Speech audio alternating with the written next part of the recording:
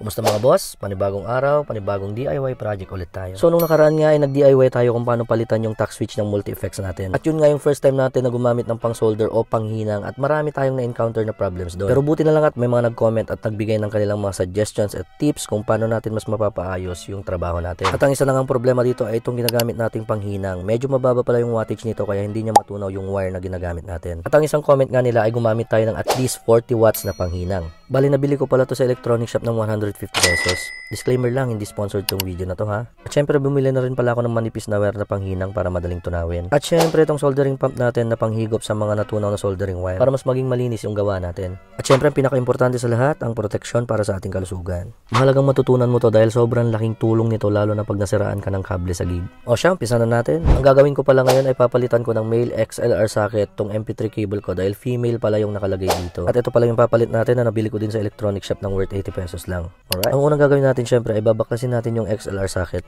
And make sure na i-note mo kung anong kulay ng wire na nakakabit sa bawat pin ng socket. Bali may nakasulat naman na number bawat pin kaya mas madali mo itong matatandaan o may note. Pagkatapos ay lagyan mo na rin ng soldering lead yung bawat tip ng wire para mas madali itong kumapit pag ihihinang mo na. Pagkatapos ay isa-isa nating ihihinang bawat wire sa bawat paa ng XLR socket natin. And make sure lang na huwag masyadong matagal yung paghinang mo dahil pwedeng matunaw yung plastic na humawak sa pin ng XLR socket natin at mawala ito sa ayos. At huwag mo rin itong agad hahawakan dahil kapatid, mainit yan.